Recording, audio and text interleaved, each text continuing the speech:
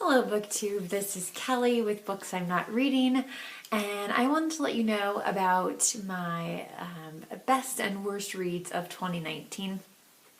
It's actually a really good reading year for me. I read a lot of things. It was hard to come up with kind of the top five. You might be able to hear our snowblower in the background. I apologize for that. Jason's out blowing snow, and you can't even see. I can tell you guys can't see outside. It is a winter wonderland out there. It's really cold actually. Anyway, so best and worst reads, like the worst ones are really, there weren't that many. So let's start with the worst and get those over with. So first of all, way back in January of 2019, I read Alexandra Fuller's Let's Go to the Dogs Tonight, and then another book called Mrs. Mike. It's set in the Canadian wilderness. I don't have those copies anymore because I just didn't enjoy them. So I don't have anything to show you, but yeah, so there were books that I had been on my shelf for quite a while. I read them and did not enjoy. But that was all the way back in January. More recently, I would say this is my number 2, maybe, for this. Conversations with Friends by Sally Rooney. I will say this did generate a great conversation between Jason and I about monogamy and marriage and what our values are and what values of other generations might be or might not be. I don't know. So we had a good conversation as a result of this book. So I will give it that, and then we will speak no more of this. The worst book of the year, and I feel so bad because I dragged some of you through it chapter by chapter, section by section, and that is, of course, the infamous Women of Will by Tina Packer. Oh my gosh, we read this for ShakeTube. I thought it was going to be so awesome, just like, it's kind of, I don't know, just a real powerful book about women in Shakespeare's plays, and yeah. Clearly, it was a mistake. So and again, without rehashing the whole thing, oh my God, she just makes such huge assumptions. It was terrible. I'm so sorry. Those of you who are brave enough to get through it, man, like I really applaud you. So thank you for reading that with me, although I think I'm gonna not do a read along of a Shakespeare book for this year's ShakeTube, because this one just it was painful. It was painful. But now on to the good stuff, because there really was a lot of good stuff in 2019. So the first 3 are kind of in no particular order. James Baldwin's Go Tell It on the Mountain was so powerful and just a really, really wonderful read. I have this tiny window of time left in which I could buy more books and a tiny bit of money in which I could spend on those books. And I am seriously debating about buying more James Baldwin. So I don't know if I'm going to do that or not, but this definitely left me wanting more. So I'm excited to read more by him in the future, whenever that is. Of course, I read 3 Dickens books this year. Of those, I mean, Christmas Carol, I read every year, so I did enjoy A Tale of Two Cities a lot, even though I knew what was going to happen in the end, but there was another scene close to the end. Those of you who've read it will know what I'm talking about, but I'm definitely not going to spoil anything for anyone here.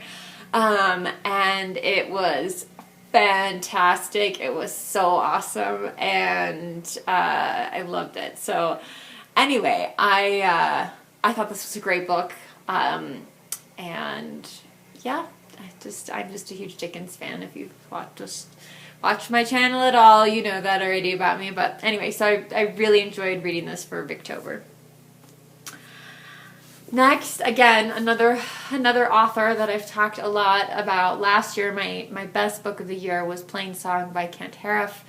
This is its sequel, Eventide.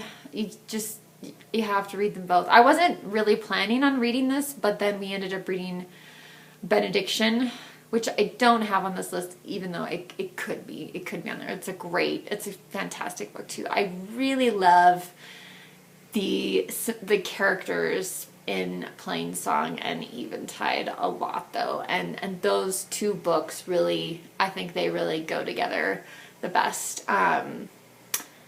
There's much less time that takes place in between the Plain Song and Eventide, so I strongly recommend reading both of those books. And don't wait too long, so you don't forget everything that happened in Plain Song.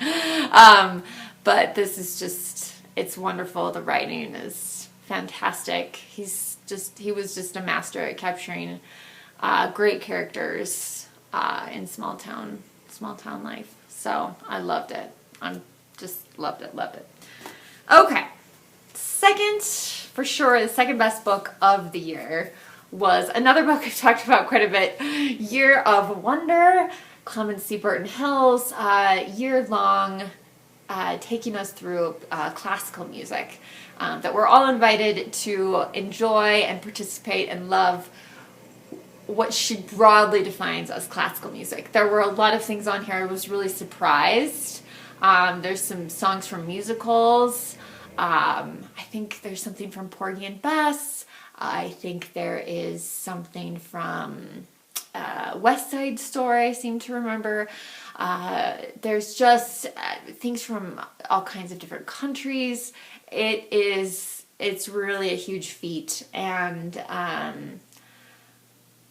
just delightful. And just to give you, I'll just show you inside here. So, I mean, sometimes they're quite short, what she has to say about the piece of music. And, you know, sometimes they're a little bit longer, but that's still 2 days. So it's not so much the reading of the book that takes time, although, you know, you're supposed to read it over the course of a year, but the spending the time actually listening to the music is very time consuming. So, because some of the pieces are quite long. I think there's one that's either 22 or 24 minutes long. So, but I loved it. I thought it was great, and I'm looking forward to hopefully experiencing more of that music in the future. Shout out to Lukash at Totally Pretentious. There is quite a bit of opera in here as well, so might be something you're interested in. Okay, number one book of the year. This is not the copy that I read, but, and I know it's not a novel, but Hamlet by William Shakespeare. And this is one of those reading experiences where you just feel like, how did I miss out on this? How have I not read this sooner? It's so iconic. I've seen the play, I've seen film adaptations of it, but for some reason, reading it was just so powerful.